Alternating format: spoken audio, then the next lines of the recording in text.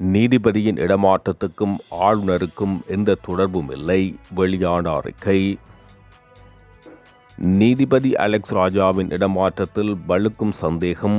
தரமற்ற நிலக்கரி இறக்குமதி செய்யப்பட்டதால் ஏற்பட்டுள்ள நட்டத்தை ஈடு செய்யவும், அதற்கு பதிலாக மின் உற்பத்திக்காக அதிகளவு எரிபொருளை பயன்படுத்த வேண்டிய தேவை ஏற்பட்டுள்ளதாலுமே அரசு எரிபொருள் விலையை உயர்த்தியுள்ளது என பாராளுமன்ற உறுப்பினர் நாமல் ராஜபக்ச தெரிவித்தார்.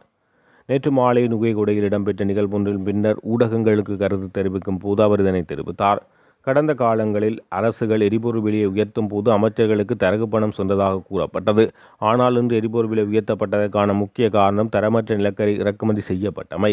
இதனால் ஏற்பட்டுள்ள பெரும் நட்டத்துக்கு மத்தியில் மின்சாரத்தை உற்பத்தி செய்வதற்காக நாளொன்றுக்கு பல லட்சம் லிட்டர் எரிபொருளை மேலதிகமாக எரிக்க வேண்டிய நிலை ஏற்பட்டுள்ளது.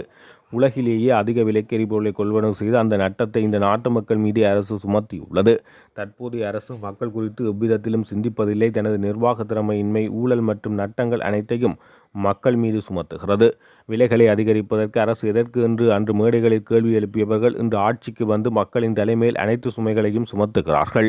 மேடைகளில் நின்று கொண்டு தீர்ப்பு வழங்கும் நிலைக்கு ஜனாதிபதி சென்றுள்ளார். நீதிமன்ற தவணை நாளன்று அவராலும் நீதிமன்றத்துக்கு வர முடியும்.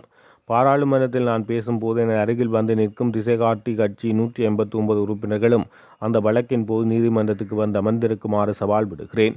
அப்போதுதான் உண்மை கதையை அவர்கள் தெரிந்து கொள்ள முடியும். இல்லையெனில் மேடைகளிலேயே தீர்ப்பு வழங்கும் உங்களுடைய ஜனாதிபதியிடமே இதை கேட்டு தெரிந்து கொள்ளுங்கள். மேலும் உடனடியாக மாகாண சபை தேர்தலை நடத்தி பிரதேச தலைவர்களை தேர்ந்தெடுப்பதற்கான வாய்ப்பை மக்களுக்கு வழங்க வேண்டும். மாகாண சபைகளின் அதிகாரங்கள் நிதியும் ஜனாதிபதியின் 9 அரசியல் பிரதிநிதிகளான ஆளுநர்களிடம் ஒப்படைக்கப்பட்டுள்ளதாக தெரிவித்துள்ளார். யாழ்ப்பாணம் முன்னாள் மேல் நீதிமன்ற நீதிபதியின் திடீர் இடமாற்றம் வடக்கில் நீதித்துறையை எங்களால் அடக்க முடியும் என்பதை உணர்த்துவதாக அமைந்துள்ளதாக இலங்கை ஆசிரியர் சங்கத்தின் உப செயலாளர் தீபன் திலீசன் தெரிவித்துள்ளார். நேற்று யாழ்ப்பாணத்தில் இடம்பெற்ற ஊடகவியலாளர் சந்திப்பில் அவர் இதனை தெரிவித்தார். யாழ்ப்பாண மேல் நீதிமன்ற நீதிபதியாக இருந்த அலெக்ஸ் ராஜா திடீரென பதுளைக்கு இடமாற்றம் செய்யப்பட்டார். இந்த பின்னணியில் அவர் கையாண்ட வழக்குகளே காரணம் என யாழ்ப்பாண சட்டத்தணிகள் சங்கம் குற்றம் சாட்டியுள்ள நிலையில் வடமாகாண ஆளுநரும் ஒரு அமைச்சரும் அதன் பின்னணியில் இருப்பதாக நம்பத்தகுந்த முறையில் அறிவதாக குற்றம் சாட்டியுள்ளார். இந்த விடயம் தமிழ் மக்கள் மத்தியில் பாரிய சந்தேகங்களை ஏற்படுத்தியுள்ள நிலையில் ஆட்சியாளர்கள் தாங்கள் நினைத்தால் நீதித்துறையை அடக்குவோம் என்பதற்கு சிறந்த ஒரு உதாரணமாக இது அமைகிறது. மாற்றம் என்ற போர்வையில் ஆட்சிக்கு வந்த தேசிய மக்கள் சக்தி அரசாங்கம் கடந்த அரசாங்கங்களை விட மோசமாக நீதித்துறையின் மேல் அடக்குமுறைகளை மேற்கொள்வதை அவதானிக்கக்கூடியதாக உள்ளது. முன்னாள் யாழ் மேல் நீதிமன்ற நீதிபதி அலெக்ஸ் ராஜா பருத்தித்துறை நகரசபை விவகாரம் மற்றும் வடக்கில் மேற்கொள்ளப்பட்ட முறையற்ற ஆசிரியர் இடமாற்றங்களை நீதியின் பக்கமாக அணுகியதால் அவர் மீது அரசாங்க தரப்புக்கு அதிர்ச்சி நிலை ஏற்பட்டுள்ளது. அதன் பின்னணியில் வடமாகாண ஆளுநர் மற்றும் அமைச்சர் ஒருவரின் அழுத்தத்தின் பேரில் நீதிபதியின் திடீர் இடமாற்றம் இடம்பெற்றிருப்பதற்கான வலுவான சந்தேகங்கள் எழுகிறது என தெரிவித்துள்ளார். செம்மணி மனித புதைகுழியில் 3ஆம் கட்ட அகழ்வு பணிகளின் 2ஆம் பகுதி அகழ்வு பணிகள் நேற்றைய தினம் திங்கட்கிழமை மீண்டும் ஆரம்பிக்கப்பட்ட நிலையில் கழுத்தில் காசு வடிவிலான தாயத்துடன் எண்புக்கூடு ஒன்று அடையாளம் காணப்பட்ட நிலையில் அது அகழ்ந்தெடுக்கப்பட்டுள்ளது. செம்மணி மனித புதைகுழியில் 3ஆம் கட்ட அகழ்வு பணிகள் ஏப்ரல் மாதம் 28ஆம் தேதி ஆரம்பமான நிலையில் மே மாதம் 9ஆம் தேதி சனிக்கிழமை வரையில் 12 நாட்கள் அகழ்வு பணிகள் தொடர்ச்சியாக நடைபெற்றது. அந்த வகையில் 9ஆம் தேதியுடன் அகழ்வு பணிகள் தற்காலிகமாக நிறுத்தப்பட்டு நேற்றைய தினம் திங்கட்கிழமை மீண்டும் ஆரம்பிக்கப்பட்டது. இதன்போது கழுத்து பகுதியில் காசு வடிவிலான தாயத்துடன் ஒரு எண்புக்கூடு அடையாளம் காணப்பட்ட நிலையில் அது முற்றாக அகழ்ந்தெடுக்கப்பட்டுள்ளது. அத்தோடு புதைகுழி பகுதிக்குள் செத்தல் தேங்காய் ஒன்று மீட்கப்பட்டுள்ளது. அத்துடன் மேலும் சில எண்புக்கூடுகள் இனம் காணப்பட்டுள்ள நிலையில் அவற்றை சுத்தம் செய்து அடையாளப்படுத்தும் நடவடிக்கைகள் முன்னெடுக்கப்பட்டுள்ளமையினால் அவற்றை அடையாளப்படுத்தவில்லை. இந்நிலையில் 3ஆம் கட்ட அகழ்வு பணிகளில் 13 நாட்களில் 22 எண்புக்கூட்டு தொகுதிகள் அடையாளம் காணப்பட்டு அவை அகழ்ந்து எடுக்கப்பட்டுள்ளது. அத்துடன் புதைகுழிக்குள் இருந்து மூக்குத்தி, நாணய குட்டிகள், ஆணிகள், மஞ்சள் நிற வளையல் துண்டு உள்ளடங்களாக 17 பிற பொருட்கள் மீட்கப்பட்ட நிலையில் நேற்றைய தினம் காசு வடிவிலான தாயத்து மீட்கப்பட்டுள்ளது. செம்மணி மனித புதைகுழிக்குள் இருந்து இதுவரையான காலப்பகுதியில் 262 மனித எண்புக்கூட்டு தொகுதிகள் அடையாளம் காணப்பட்டுள்ள நிலையில் அவை அகழ்ந்தெடுக்கப்பட்டுள்ளமை குறிப்பிடத்தக்கது. சமீபத்தில் எரிபொருள் விலை உயர்த்தப்பட்ட போதிலும் இலங்கை பெட்ரோலிய கூட்டுத்தாபனம் தற்போது விற்கப்படும் ஒவ்வொரு லிட்டர் ஓட்டோ டீசலுக்கும் 129 ரூபாய் நஷ்டத்தையும் ஒவ்வொரு லிட்டர் ஒக்டேன் 92 பெட்ரோலுக்கும் 60 ரூபாய் நஷ்டத்தை சந்தித்து வருவதாக பெட்ரோலிய கூட்டுத்தாபனத்தின் தலைவர் DA ராஜகருண தெரிவித்தார். ராஜகண்ணவின் கூற்றுப்படி 1 லிட்டர் ஓட்டோ டீசல் விநியோகிப்பதற்கான உண்மையான செலவு சுமார் 536 ரூபாவாகும். ஆனால் 407 ரூபாவுக்கு விற்கப்படுகிறது. இதன் விளைவாக 1 லிட்டருக்கு 129 ரூபாய் நட்டம் ஏற்படுகிறது. 1 லிட்டர் ஒக்டேன் 92 பெட்ரோலை விநியோகிக்க ஏறக்குறைய 494 ரூபாய் செலவாகிறது. ஆனால் அது 434 ரூபாவுக்கு விற்கப்படுகிறது. இதன் விளைவாக 1 லிட்டருக்கு 60 ரூபாய் நஷ்டம் ஏற்படுகின்றது என அவர் தெரிவித்துள்ளார். உயர்ந்து வரும் உலகளாவிய எண்ணெய் விலைகளின் தாக்கத்திலிருந்து நுகர்வோரை பாதுகாக்கும் முயற்சியில் சமீபத்திய மாதங்களில் இந்த இழப்புகளில் கணிசமான பகுதியை அரசாங்கம் ஏற்றுக்கொண்டு வருவதாக சிபிசி தலைவர் தெரிவித்தார். எரிபொருள் விலை நிர்ணயத்தில் ஆதரவளிக்க அரசாங்கம் 57 பில்லியன் ஒதுக்கியுள்ளதாகவும், ஆனால் இந்த நோக்கத்துக்காக ஒதுக்கப்பட்ட நிதி ஜூன் மாத இறுதிக்குள் தீர்ந்துவிடும் என எதிர்பார்க்கப்படுவதாக அவர் குறிப்பிட்டார். நாட்டின் பொருளாதாரம் மிக வேகமாக வீழ்ச்சியடைந்து செல்வதாக ஸ்ரீலங்கா பொதுஜன முன்னணியின் பொதுச் செயலாளர் சாகர காரியவசம் தெரிவித்துள்ளார். நாட்டில் எரிபொருள் விலை அதிகரிப்புக்கான ஒரே காரணம் தரம் குறைந்த நிலக்கரி இறக்குமதியாகும் என தெரிவித்தார். தரம் குறைந்த நிலக்கரி இறக்குமதியினால் ஏற்பட்ட நட்டத்தை அரசாங்கம் மக்கள் மீது திணிப்பதாக குற்றம் சுமத்தியுள்ளார். பத்திரமுள்ள பகுதியில் அமைந்துள்ள கட்சியின் தலைமையகத்தில் இடம்பெற்ற செய்தியாளர் சந்திப்பில் அவர் இதனை தெரிவித்தார். முன்னாள் ஜனாதிபதி ரணில் விக்ரமசிங்கவின் ஆட்சி காலத்தில் பொருளாதார வளர்ச்சி 5% காணப்பட்டதாகவும் தற்போது 3% வீழ்ச்சியடைந்துள்ளது எனவும் குறிப்பிட்டார்.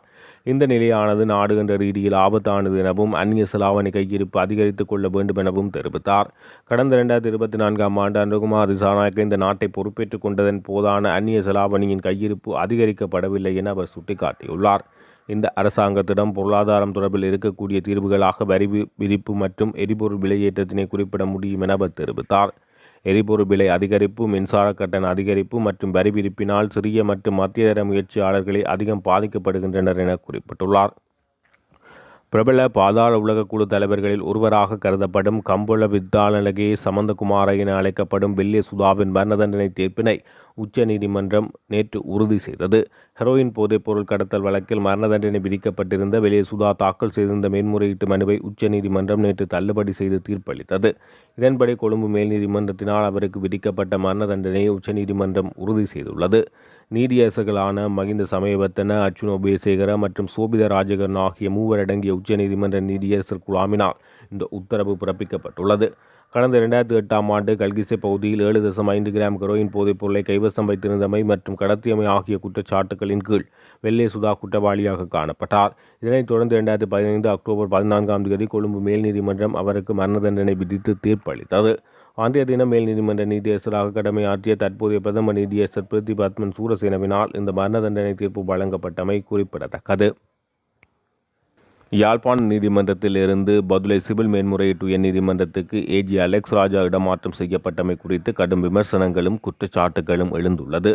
அலெக்ஸ் ராஜா கடந்த ஏப்ரல் மாதம் 22ஆம் தேதி உயர்நீதிமன்ற நீதிபதியாக நியமிக்கப்பட்டார். இந்த நிலையில் பதவியேற்ற ஒரு மாதத்துக்குள் அவரது இடமாற்றம் செய்யப்பட்டிருப்பது அந்த இடமாற்றத்துக்கு பின்னால் புறக்காரணங்கள் இருக்கலாம் என்ற சந்தேகங்களை எழுப்பியது என யாழ்ப்பாண சட்டத்தரணிகள் சங்கம் தெரிவித்தது. மேலும் அலெக்ஸ் ராஜாவின் இடமாற்றத்துக்கும் வடக்கு மாகாண ஆளுநருக்கும் தொடர்பு இருப்பதாக குற்றச்சாட்டு பகிரங்கமாக முன்வைக்கப்பட்டது. இதற்கிடையில் யாழ்ப்பாண மேல் நீதிமன்றத்தின் நீதிபதியின் இடமாற்றத்துக்கும் வடக்கு மாகாண ஆளுநருக்கும் எந்தவொரு தொடர்பும் கிடையாது என வடக்கு மாகாண ஆளுநர் செயலகத்தின் ஊடாக கடிதம் ஒன்று வெளியிடப்பட்டு விளக்கம் வழங்கப்பட்டுள்ளது. பருத்தித்துறை கடலிலிருந்து மீன்பிடிக்க சென்று காணாமல் போன 4 மீனவர்களை மீட்பதற்காக இந்தியாவின் உதவி, சர்வதேச கடலில் தேடுதல் உள்ளிட்ட அனைத்து விதமான நடவடிக்கைகளும் முன்னெடுக்கப்பட்டுள்ளதாக கடற்தொழில் நீரியல் வளம் மற்றும் கடல் வளங்கள் அமைச்சர் ராமலிங்கம் சந்திரசேகர் தெரிவித்தார். பருத்தித்துறை கடலில் மீன்பிடிக்க சென்று காணாமல் போயுள்ள 4 மீனவர்கள் தொடர்பாக முன்னெடுக்கப்படும் நடவடிக்கைகள் தொடர்பில் கருத்து வெளியிடும் போது அவர் இவ்வாறு தெரிவித்தார். குறித்த சம்பவம் மிகவும் வேதனையாகும். இந்த நிலையில் தமது உறவுகளை காணாது தவிக்கும் குடும்பங்களுக்கு ஆறுதலை தெரிவிக்க விரும்புகிறேன். குறித்த மீனவர்கள் தொடர்பில் இலங்கை கடற்படையின் உதவியுடனும் ராடர் கருவிகளின் உதவியுடனும் இலங்கை கடல் எல்லை பகுதிகளில் தேடுதல் நடவடிக்கை தீவிரமாக முன்னெடுக்கப்பட்டு வருகிறது. இலங்கையின் கடற்பரப்பு எல்லைகளில் மேற்கொண்ட தேடுதலில் குறித்த மீனவர்கள் எவரும் சிக்காத நிலையில் இலங்கைக்கான இந்திய உயர்ஸ்தானிகர் ஆலயம் ஊடாக இந்திய கடல் எல்லை பரப்புகளில் தேடுவதற்கான உதவியையும் அனுமதியையும் கேட்டுள்ளோம்.